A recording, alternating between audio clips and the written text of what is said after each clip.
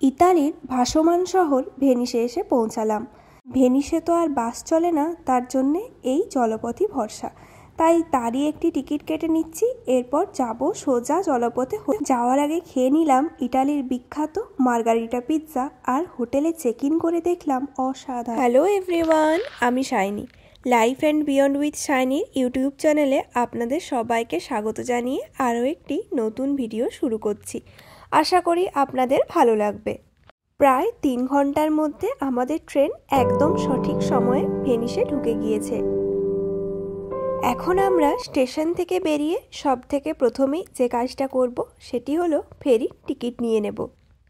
এটা তো আমরা সবাই জানি যে ইতালির ভাসমান শহর হলো ভেনিস, যেখানে গাড়ি ঘোড়া কিছুই চলে না, যার জন্যে যাতায়াতের একমাত্র মাধ্যম হলো এই ফেরিগুলো।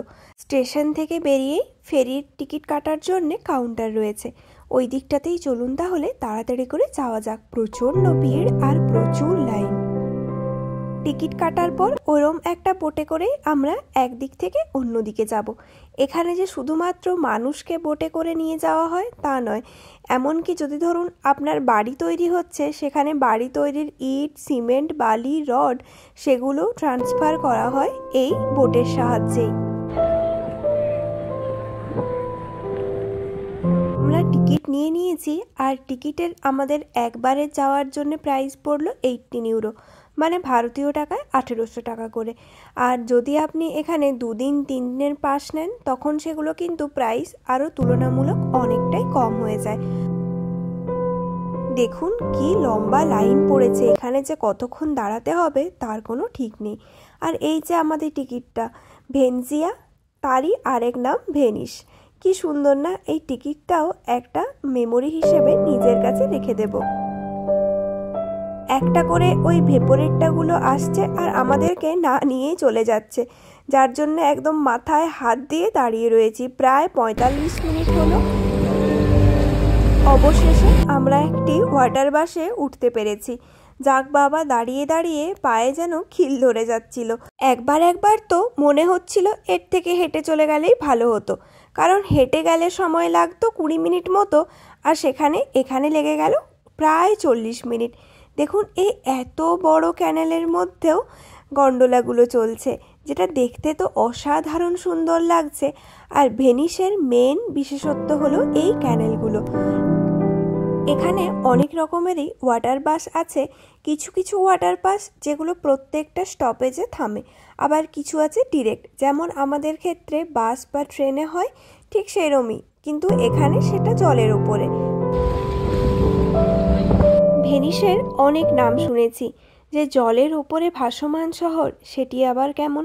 অনেক বাংলা হিন্দি গানেও এই শহরটিকে দেখেছি। তখন থেকেই ইচ্ছে ছিল যে যদি কখনো সম্ভব হয় জীবনে একবার অন্তত এই জায়গাগুলো ঘুরে যাওয়ার।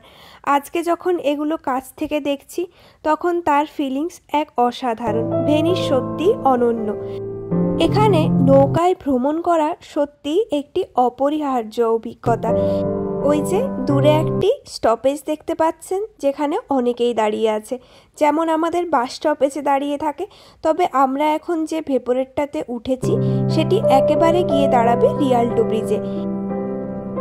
তবে একটা জিনিস বুঝলাম, যদি আপনি সেই ট্রেন স্টেশন থেকে আপনার হোটেল অবধি বা রিয়াল্টো ব্রিজ অবধি এই ভেপোরেটটাতে করে যান, তাহলে পুরো শহরটাকে আপনার হেঁটে না দেখলেও এই ভেপোরেটটার মাধ্যমে একটা ওভারভিউ তো অবশ্যই পেয়ে যাবেন। এত বড় বড় বিল্ডিং, তার বিশাল বিশাল ইমারত, সামনে দাঁড়িয়ে আছে কোনো কোনো বাড়ির আবার নিজস্ব বোট। এই সমস্ত বাড়িগুলোতে হয় মানুষজন থাকে, না হলে হয়তো কোনো একটি ডাক্তারখানা, কোনো একটি হসপিটাল। এই সব কিছুই এই জলের ধারেই তৈরি হয়েছে। প্রায় হাজার হাজার বছর আগে তৈরি এই শহর।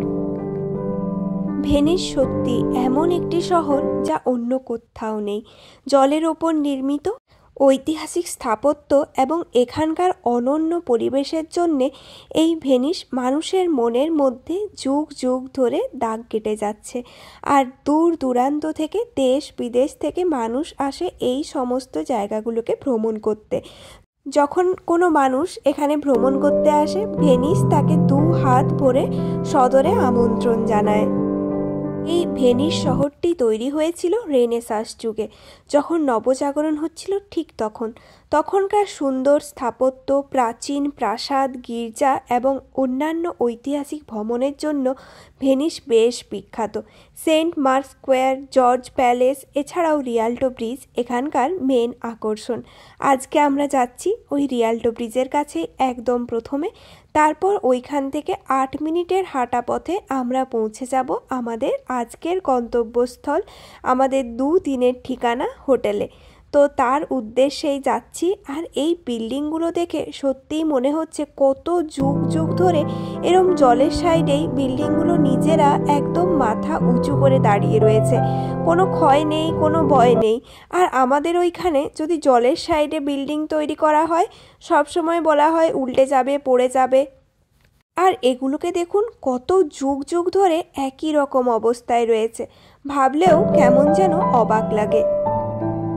ভেনিসে প্রত্যেক বছর প্রায় লক্ষ লক্ষ মানুষ ঘুরতে আসে, কিন্তু এটা ভাবলেও অবাক লাগে যে এখানে কোনো গাড়ি চলে না।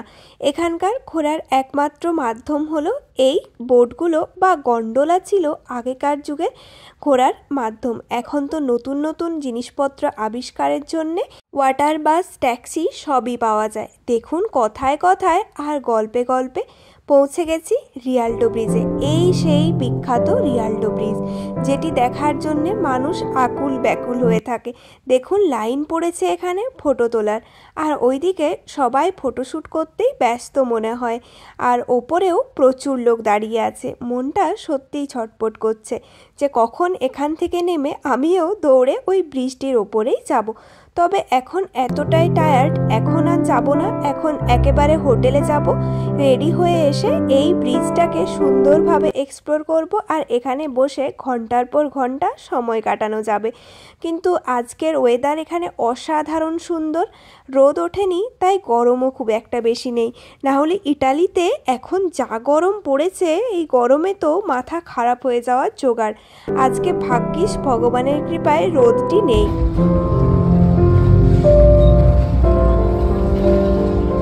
বাস থেকে নেমে গিয়েছি, এরপর জল থেকে সোজা এই সরু গলিতে এসে পড়েছি। এখন আমাদের কাজ হলো হোটেল খুঁজে বের করানো, যেটা খুবই জটিল। আরেকটি হলো খাওয়া দাওয়া করা। আজকে বেশ সকালে ঘুম থেকে উঠেছি, তাই একটু খিদেও পেয়ে গিয়েছিল। দেখি সামনাসামনি কোনো খাবারের দোকান পাই কিনা। এখানে প্রচুর টুপি ব্যাগের দোকান দেখছি, আর যেগুলো দেখে বেশ দৃষ্টি আকর্ষণ করছে।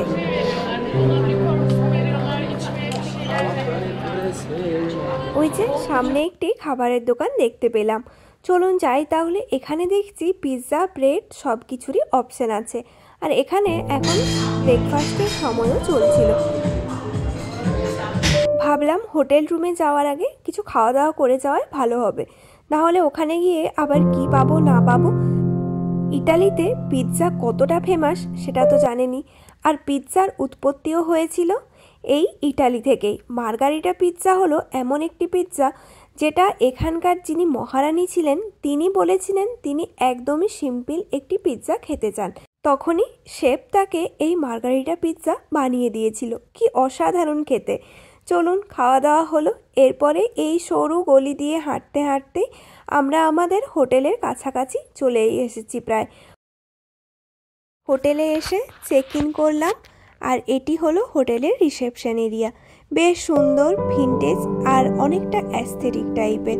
এখানে অসাধারণ অসাধারণ ফটোশ্যুট করা যাবে, তবে টাইম থাকলে, কারণ ঘুরতে এসে আর কারই বা সময় থাকে হোটেলে বসে থাকার। তবে এত সুন্দরভাবে হোটেলটাকে এনারা মেনটেন করেছেন, কি সুন্দর সুন্দর জিনিস, ঠিক যেন মনে হচ্ছে একদম আমরা রোমান এরাতেই পৌঁছে গেছি। সেই সময়ের বিভিন্ন পুরনো সব জিনিসপত্র দিয়ে পুরো হোটেলটাকে এনারা ডেকোরেশন করেছেন। এই হোটেলের নাম হলো মেজোপোজো। যদি চান অবশ্যই এখানে আপনারা থাকতে পারেন।